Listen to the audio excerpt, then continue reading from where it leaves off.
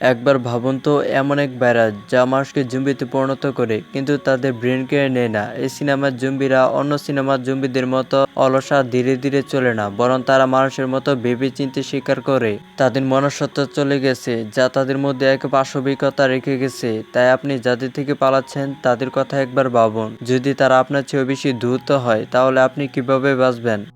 গল্পটি শুরু হয় তাইওয়ানের টিপ সিটির একটি শান্ত অ্যাপার্টমেন্টে, যেখানে ঠিক আমার মতনই আমরা জিমকে খুঁজে পাই, একজন বেকার যুবক তার স্ত্রী ক্যাটের সাথে, যে এইমাত্র ঘুম থেকে উঠেছে। ক্যাট বর্তমানে বাড়ির সমস্ত দায়িত্ব একা সামলাচ্ছে। ক্যাট জিমকে তাড়াতাড়ি তৈরি হয়ে মেট্রো স্টেশনে নামিয়ে দিতে বলে, কারণ আজ তার একটি জরুরি অফিসে মিটিং আছে। ক্যাট জিমকে তার কঠোর পরিশ্রম এবং ছুটির কথা মনে করে দেয়, বলে যে সে অতিরিক্ত কাজ করছে। কিন্তু পরের সপ্তাহে ছুটি নিয়ে একসাথে বাইরে ঘুরতে যাওয়ার কথা বলে, যা তারা বেশ কিছুদিন ধরে পরিকল্পনা করেছিল।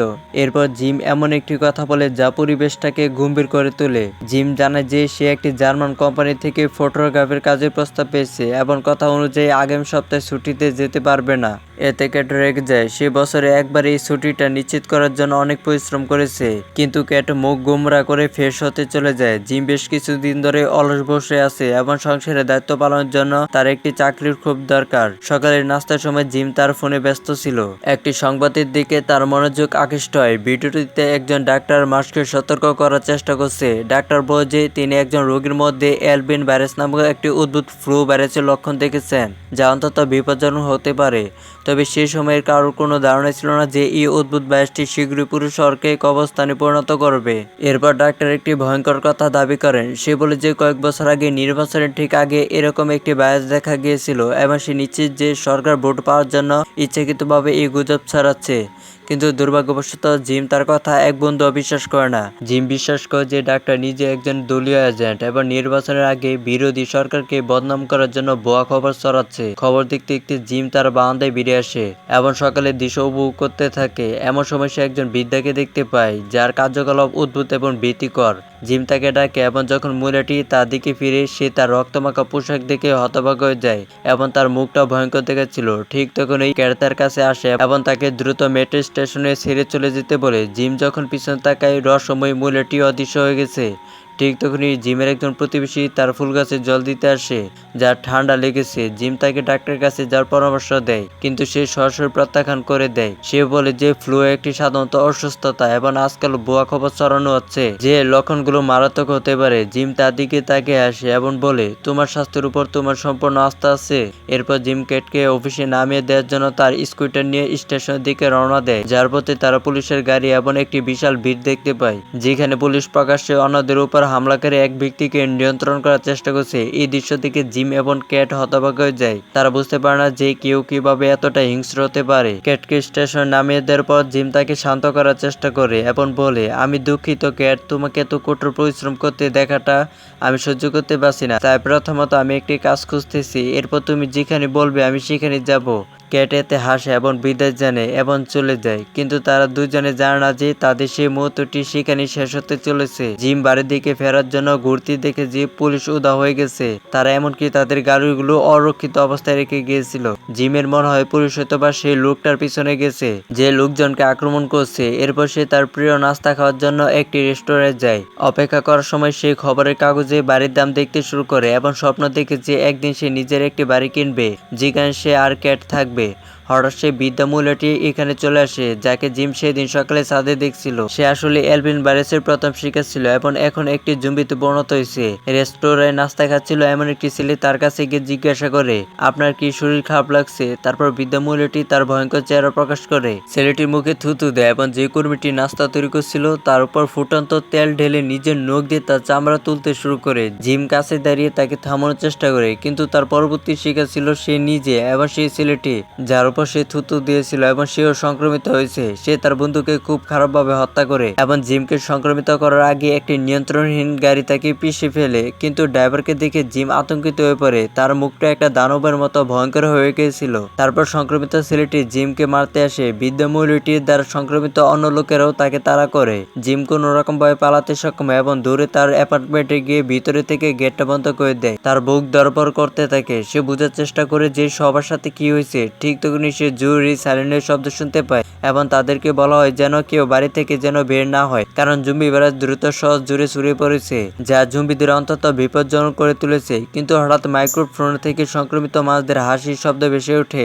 এটা পরিষ্কার যে ভাইরাসটি দ্রুত ছড়িয়ে পড়েছে। জিম বুঝতে পারে যে সকালে সে যে খবর দেখছিল তা মিথ্যা ছিল না এবং সে সঙ্গে সঙ্গে ক্যাটের জন্য চিন্তিত হয়ে পড়ে, যাকে সে খোঁজ খবর নেওয়ার জন্য সাথে সাথে ফোন ও মেসেজ করে। ঠিক তখনই তার প্রতিবেশী, যার সর্দি লেগেছিল, যা ভাইরাসে সংক্রমিত হওয়ার একটি লক্ষণ, তার প্রতিবেশী একজোড়া গাছ কাটার কাঁচি দিয়ে জিমকে আক্রমণ করে। কিন্তু জিম কিছু বুঝে ওঠার আগেই কাঁচিটা তার দুটো আঙ্গুল কেটে ফেলে। তার প্রতিবেশী, যে এখন একজন জম্বি, জিমের আঙ্গুলগুলো তুলে তার সামনে খেয়ে ফেলে এবং কেটকে নিয়ে অশ্লীল কথা বলতে শুরু করে। এটা অপরিষ্কার যে এই ভাইরাস মানুষের স্মৃতিকে নেয় না, যা তাদের আরো বেশি বিপজ্জনক করে তোলে। জিম এই সুযোগ কাজে লাগিয়ে তার মাথায় আঘাত করে তাকে অজ্ঞান করে ফেলে। যন্ত্রণায় ছটফট করতে করতে জিম রুম থেকে পালায়, কিন্তু বাইরে দৃশ্যটা নরকের চেয়েও কম ছিল না। ভাইরাসটা দানবের মতো ছড়িয়ে পড়েছে, মানুষ মারছে না, বরং পাগলের মতো একে অপরকে আক্রমণ করছে।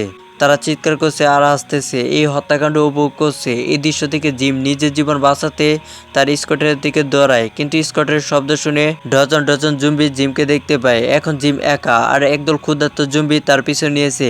দৃশ্যটি ক্যাটের দিকে যায়, যে বাইরের জগতের সম্পর্কে তেমন কিছু জানতো না। তারপর শান্তিতে বসে একটি বই পড়ছে। তার পাশে একজন ধনী ব্যবসায়ী বসে আছেন, যার নাম লিন। ক্যাটের সৌন্দর্য দেখে তাকে প্রলুব্ধ করার চেষ্টা করে এবং জিজ্ঞাসা করে, তুমি কি পড়ছো? ক্যাট তাকে বলে যে সে একটি উপন্যাস পড়ছে, কিন্তু লিন জোর দিয়ে বলে যে সাবওয়েতে কেউ বই পড়ছে না, সবাই তাদের ফোনে ব্যস্ত। ক্যাট বলে, তুমি ঠিক বলছো।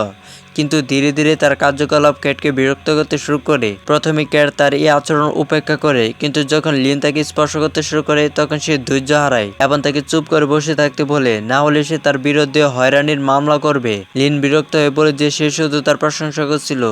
মেট্রো রেল পর স্টেশন থামে, যেখানে চশমা পরা একজন লোক ক্যাট তার আসনটি মুলি নামের একটি মেয়েকে দিয়ে দেয়। লিন মুলির প্রতি আগ্রহী নয়, তাই সে চুপচাপ বসে নিজের ভাগ্যকে অভিশাপ দিতে থাকে। এখানে সবাই যখন ব্যস্ত, তখন চশমা পরা লোকটি অদ্ভুত আচরণ করতে শুরু করে। সে হঠাৎ একটি ছুরি বের করে এবং কাছে দাঁড়িয়ে থাকা একটি ছেলেকে হত্যা করে এবং এলভিন ভাইরাসে আক্রান্ত বেশ কয়েকজনকে হত্যা করে। লিন ভয়ে পালিয়ে যায়। এদিকে সাবওয়েতে কিছু লোক সাহস সঞ্চয় করে আক্রমণকারীকে ধরে ফেলে। সবাই ভেবেছিল সবকিছু নিয়ন্ত্রণে আছে, কিন্তু ব্যাপারটা মোটেও তেমন ছিল না। এলভিন ভাইরাস বিদ্যুতের গতিতে ছড়িয়ে পড়েছে, আরো বেশি মানুষকে সংক্রমিত করে এবং তাদের একে অপরকে আক্রমণ করে। কিছু জম্বি মেয়েদের সাথে দুর্ব্যবহার শুরু করে এবং এখন দুষ্ট লিও একটি জম্বিতে পরিণত হয়েছে। সে প্রথমে মলিকে আক্রমণ করে, তার একটি চোখ উপড়ে ফেলে এবং এখন তার পরবর্তী লক্ষ্য ক্যাট। কিন্তু সাবওয়ে স্টেশন থামতে হুড়োহুড়ি শুরু হয়ে যায়। লোকেরা পাগলের মতো দৌড়ে পালায়, কিন্তু ক্যাট বিচক্ষণতার পরিচয় দেয়। তার ভয় হয় যে ভিড়ের মধ্যে সংক্রমিত মানুষ লুকে থাকতে পারে, তাই সে মলিকে নিয়ে অন্য পথে চলে যায়। কিন্তু তার ভাগ্য তেমন ভালো ছিল না। লিন যে একটি জম্বিতে পরিণত হয়েছে, সে তখনও ক্যাটকে ছাড়তে রাজি নয়। ক্যাটের সঙ্গে সঙ্গে মলিকে নিয়ে গেটের দিকে দৌড়ায়, কিন্তু পথে সে একজন জিমের ছেলের সাথে দেখা খায়। জিমের ছেলেটি কিছু বোঝার আগে লিন সেখানে এসে পৌঁছায়। জিমের ছেলেটি মনে করে লিন মেয়েদের উত্ত্যক্তকারী একজন সাধারণ গুন্ডা। জিমের ছেলেটি তার শক্তি দেখায় এবং রেগে যায়, কিন্তু লিন ছেলেটির নাক কেটে ফেলে এবং তার জরুরি কুড়াল থেকে একটি কুড়াল বের করে তাকে খুব খারাপভাবে হত্যা করে। দৃশ্যটি এতটাই ভয়ঙ্কর ছিল যে ক্যাট এবং মলি দুইজনেই খুবই ভয় পেয়ে যায়। তারা প্রাণপণের মেন দরজার দিকে দৌড়ে যায় এবং সেখানে দাঁড়িয়ে থাকা এক লোকের কাছে সাহায্য চায়, কিন্তু সাহায্য করার বদলে লোকটি দরজা বন্ধ করতে শুরু করে। কিন্তু কোনো মতে পরে গিয়েও তারা দুজনে বাইরে বেরিয়ে আসতে সক্ষম হয়। মলির রাগ অসহ্য হয়ে ওঠে এবং সে দরজা বন্ধ করার লোকটি কেভিনকে মারতে শুরু করে। কেভিন ব্যাখ্যা করে যে সে ভেবেছিল ওরা দুইজন জম্বিতে পরিণত হয়েছে এবং তাকে আক্রমণ করতে আসতেছে। এরপর কেভিন তাদের কাছের কোনো হাসপাতালে যেতে পরামর্শ দেয়, যাতে মলির আঘাতের চিকিৎসা করা হয়। কিন্তু তারা তিনজনই জানা যে লিন তাদের কথোপকথন শুনে ফেলেছে।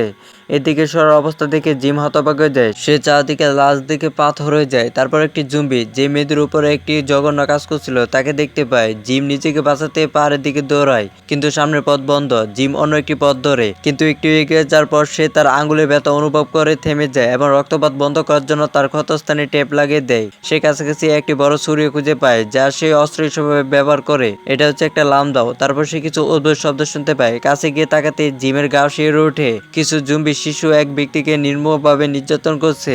এই দৃশ্য সহ্য করতে না পেরে জিম নিজের জীবন বাজি রেখে তাদের সাথে লড়াই করে। 4জন জম্বি শিশু পালিয়ে যায়, কিন্তু হায়, যে মানুষটিকে সে বাঁচিয়েছিল সেও জম্বি হয়ে গেছে। তারপর সে বাচ্চারা ফিরে আসে, একসাথে তাকে আক্রমণ করে এবং জিম কোনো মতে প্রাণ নিয়ে পালাতে সক্ষম হয়। হাসপাতালের ভিতরে নিরাপত্তা এবং মূল্যের চিকিৎসা চলছে। ঠিক তখনই ক্যাট বুঝতে পারে যে আসার পথে তার ফোনটি পড়ে গেছে। সে কেবিনের ফোন নিয়ে জিমকে ফোন করে। তাড়াহুড়োর মধ্যে জিম ফোনটা ধরে নেয়। ঠিক তখনই প্রেসিডেন্ট সরাসরি টিভিতে আবির্ভূত হন। তিনি ব্যাখ্যা করেন যে ভাইরাসটি ইতিমধ্যে 45 লক্ষ মানুষের প্রাণ কেড়ে নিয়েছে এবং নির্দিষ্ট কিছু শহরকে সম্পূর্ণ বিচ্ছিন্ন করার আহ্বান জানান।